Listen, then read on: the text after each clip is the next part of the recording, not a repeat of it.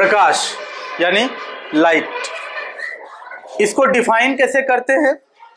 तो सबसे पहली बात तो ये बोला जाता है, ये क्या है अपने आप में, ये एक ऊर्जा है ना? ऊर्जा है, एनर्जी है, ठीक है।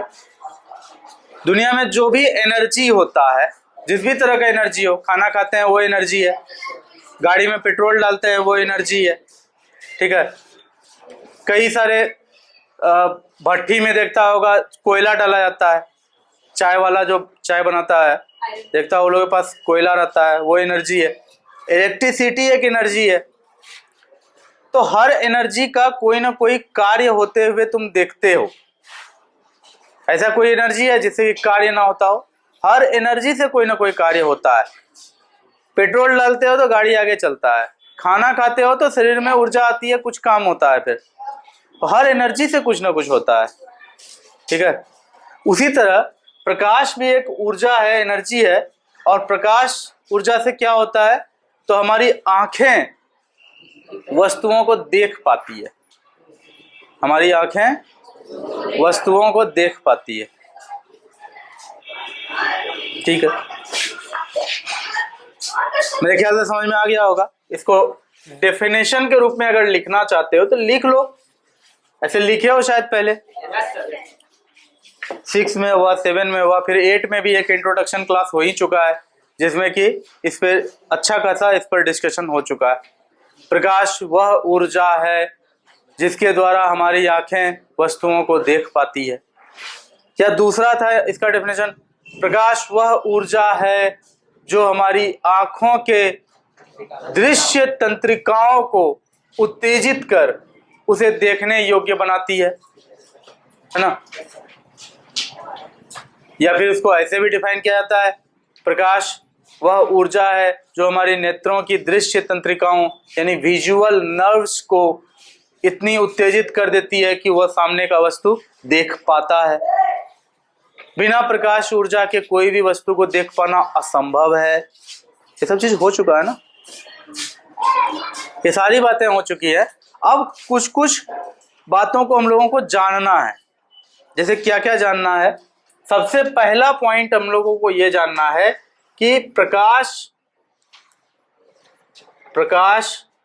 हमेशा सीधी रेखा में गमन करती है।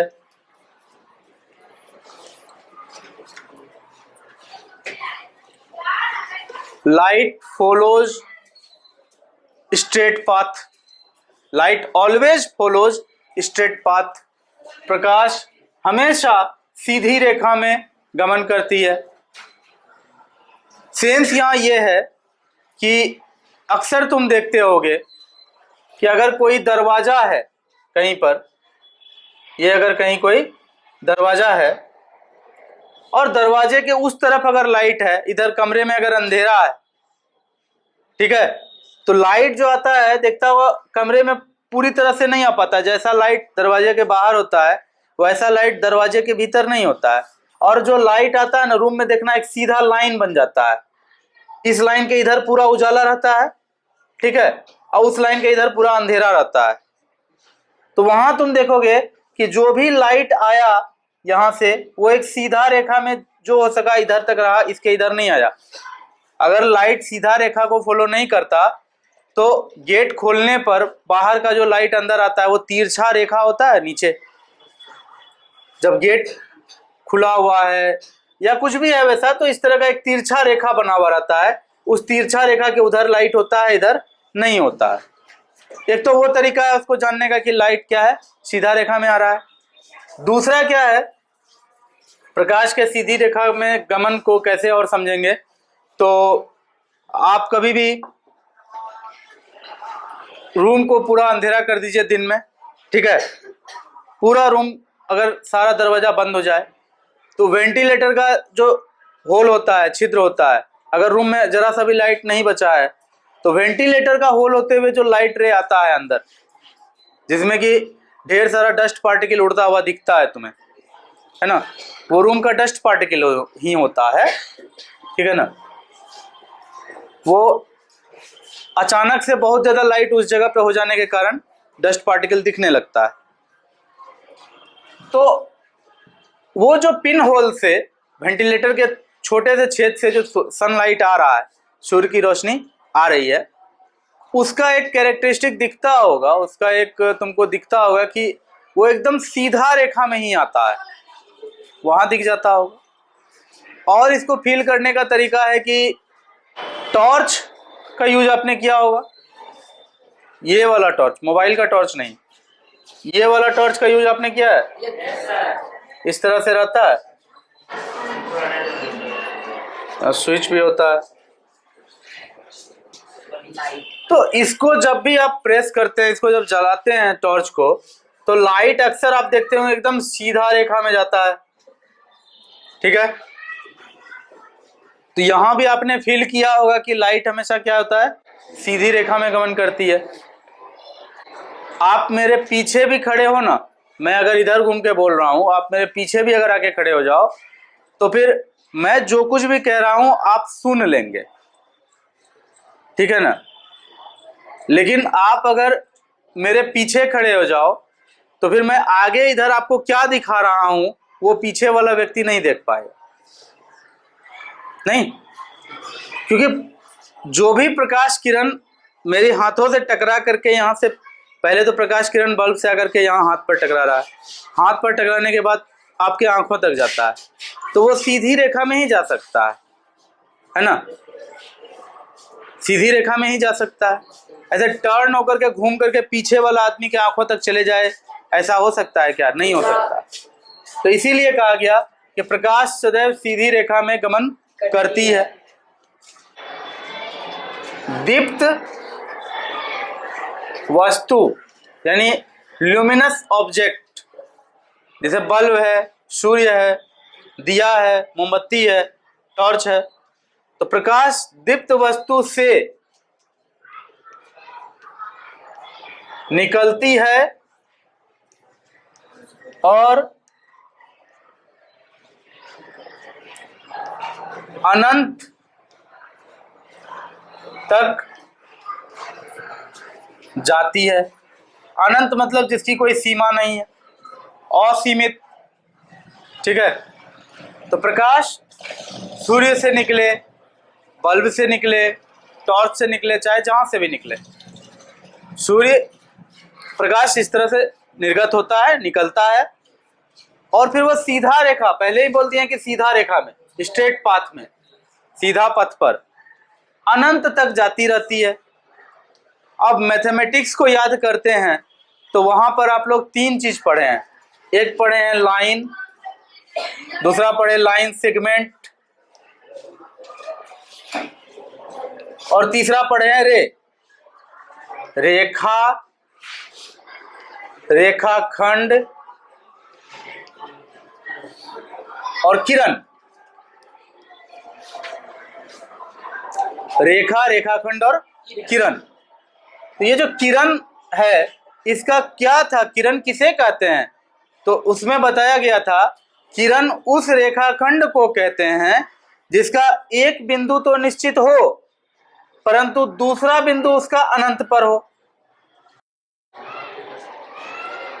किरण एक मैथमेटिक्स का टॉपिक है, याद है? रेखा पढ़ाए थे, रेखाखंड पढ़ाए थे, तो किरण भी पढ़ाए थे। और जैसे रेखा के बारे में ये कहा जाता है कि रेखा यानी line is a line segment which both of the ends are at infinity, ठीक है। ऐसा रेखाखंड जिसके दोनों अंत्य बिंदु अनंत पर हों उसे रेखा कहते हैं, क्योंकि रेखा में तो दोनों तरफ बढ़ता है ना। रेखाखंड कहते हैं जिसका ए और बी लास्ट दोनों पॉइंट फिक्स हो। रेखा में दोनों में से कोई पॉइंट फिक्स नहीं होता है। किरण में एक पॉइंट फिक्स होता है, एक पॉइंट अनंत पर होता है। इसलिए इस तरह से मैथ का ये पढ़ा हुआ डेफिनेशन को जब हम इसमें मिलाते हैं तो हम लोग ये कहते हैं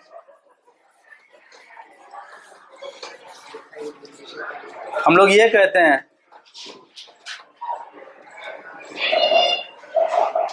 अनंत तक जाती है जिसे किरण कहते हैं। किरण को इंग्लिश में रे कहते हैं, लाइट रे। कोई दिक्कत? फिर उसके बाद आगे का बात और जानो। इसमें आगे का बात है इसमें प्रकाश पुंज। प्रकाश पुंज, बीम ऑफ लाइट या फिर लाइट बीम भी कहते हैं। प्रकाश पुंज, अनंत प्रकाश किरणों के समूह को प्रकाश पुंज कहते हैं। ठीक है। जब भी टॉर्च से आपका लाइट रे निकलता है तो अनगिनत संख्या में प्रकाश किरण एक दिशा में जाता है, उसी को हम लोग प्रकाश पुंज के रूप में देखते हैं। अनगिनत संख्या में, एक साथ। कोई दिक्कत है? अनगिनत संख्या में प्रकाश किरण एक साथ निकलता है और इसी को प्रकाश पुंज कहते हैं। बीम ऑफ लाइट या लाइट बीम भी कह लो, एक ही बात है। ये एक सतह है, कायदे से इसे अनंत तक बहुत दूर चले जाना था, इधर नहीं। अपने डेफिनेशन के अनुसार कि प्रकाश सीधी रेखा में अनंत तक जाती है, अपने डेफिनेशन के अनुसार इसे बहुत आगे तक जाना था, लेकिन आगे में कौन आ गया? ये दीवार आ गया। अब इस दीवार के द्वारा इसे रोक लिया गया, तो प्रकाश का किरण यहां रुकता नहीं है। ठीक है, और ना ही दीवार इसको अवशोषित कर सकता है।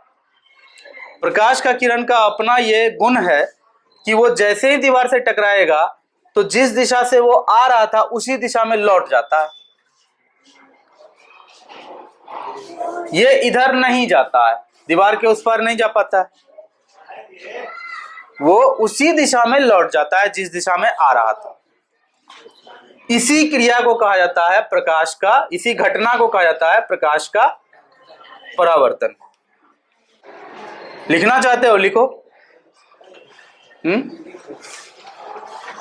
किसी भी प्रकाश किरण का किसी सतह से टकराकर, किसी भी प्रकाश किरण का किसी सतह से टकराकर वापस लौट जाने की घटना को प्रकाश का परावर्तन कहते हैं। किसी भी प्रकाश किरण का किसी सतह से टकराकर वापस लौट जाने की घटना को प्रकाश का परावर्तन कहते हैं।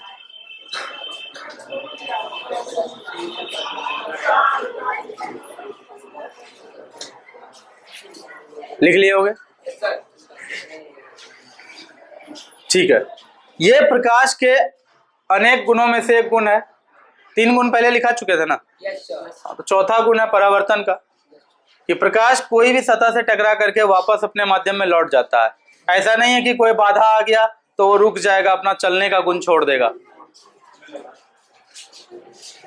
ठीक है, वो टकरा करके फिर वापस लौट। प्रकाश का 5वां गुण है अपवर्तन। ऐसा नहीं है कि ये गुण एकदम मैं जो नंबरिंग दे रहा हूं 4, 5 एकदम इस तरह से फिक्स है, ये तुम्हें पढ़ाने के लिए मैं ये नंबरिंग दे रहा हूं। ऐसा नहीं है कि तुम अपवर्तन पहले बोल दोगे, परावर्तन बाद में बोल दोगे तो कोई दिक्कत होगा। आप 1 नंबर पे भी परावर्तन बोल दोगे, कोई दिक्कत नहीं। लेकिन हाँ, 1 नंबर पे प्रकाश का गुण में सबसे पहला गुण यही कहता है जनरली लोग कि वो सीधी रेखा में गमन करता है। अपवर्तन क्या होता है वो देखो। प्रकाश किरण, जब भी कभी कोई प्रकाश किरण किसी सतह से टकराती है तो कई सतह ऐसे होते हैं जो प्रकाश को खुद से होकर जाने देते हैं। जैसे शीशा, पानी। पानी किसी टब में भरा हुआ है, साफ पानी, किसी भी टब में पानी अगर भरा हुआ है, एकदम लबालब भरा हुआ है, पानी है इसमें, है ना। और एकदम शांत है पूरा पानी, रात में ही रखे थे, अभी तक में पूरा शांत है, जरा सा भी हलचल नहीं है। और पानी के अंदर यहाँ रात में ही जब रख रहे थे ना पानी, तो जेब से निकल के कुछ सिक्का गिर गया था। ऐसे मेरे जेब में कभी सिक्का होता नहीं है, लेकिन उस दिन था। नहीं, पता नहीं चला था तभी रखते समय, भारी था ना ये, उठा के रख रहे थे तो जेब से सिक्का गिर गया। तो देखो यहां तो एक सतह बन गया है ना। तो प्रकाश का किरण अगर यहां से आता है, जाहिर सी बात है पहले बाहर से आएगा, तो ये क्या करेगा, ये इसको अंदर जाने देता है। पानी का सतह प्रकाश का किरण को रोकता नहीं है, रोकता भी है तो 10% रोकता है। मतलब जितना प्रकाश किरण आया है, हमने कहा अनंत प्रकाश किरण मिलकर के एक प्रकाश पुंज बनता है, जितना प्रकाश किरण आया है उसका 90% प्रकाश किरण इस सतह को पार कर कहां चले जाता है, इस सिक्का तक पहुंच जाएगा। ठीक है, इस सिक्का तक पहुंच जाएगा। जाना था सीधा, पानी जाने तो देता है लेकिन थोड़ा रास्ता बदल जाता है। सीधा जाना था लेकिन थोड़ा सा टेढ़ा हो जाता है।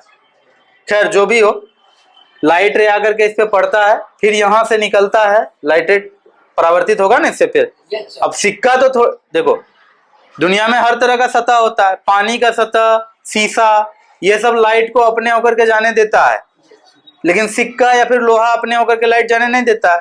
तो वहां पर परावर्तन होगा लाइट का। तो जैसे ही यहाँ टकराया तो यहाँ परावर्तित हुआ लाइट रे, तो लाइट रे परावर्तित हुआ, और यहाँ भी वही होगा, यहाँ पर भी लाइट रे, ये सतह इस लाइट रे, ये जो परावर्तित हुआ है, इसको बाहर जाने से रोकेगा? नहीं रोकेगा। 90% या 99% नहीं रोकेगा, थोड़ा सा परावर्तित होगा लेकिन मैक्सिमम इधर बाहर निकल जाएगा। शर्त वही है कि इस बार अंदर घुसा था, इस बार दूर हटेगा, जाना था ऐसे, जाएगा छिटक करके। ठीक है, इस तरह का कुछ कहानी होगा। और आपकी आंखें अगर यहाँ हैं तो आप देख लेंगे। ये एक रफ डायग्राम है।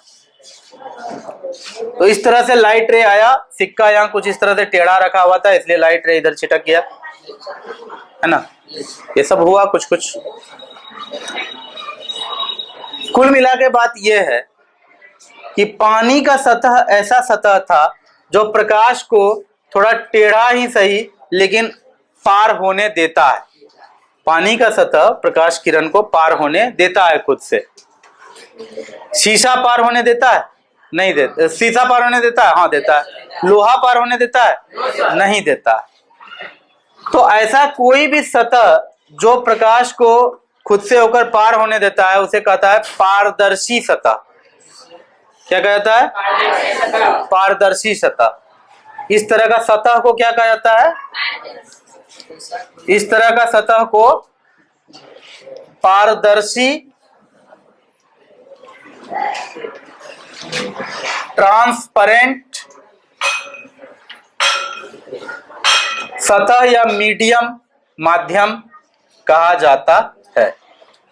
इस तरह का जो सतह होता है उसको पारदर्शी यानी ट्रांसपेरेंट मीडियम कहा जाता है। कोई दिक्कत है इसमें? जो खुद से होकर लाइट को जाने देता है, और जो खुद से होकर लाइट को जाने नहीं देता है, परावर्तित कर देता है। जैसे ये सिक्का है, यहाँ ये दीवार था पहले, थोड़ा देर पहले बनाए थे, उसको कहा जाता है अपारदर्शी सतह। ऐसा कोई भी वस्तु जिसके आर पार नहीं देख पाते हो उसको कहा जाता है अपारदर्शी सतह।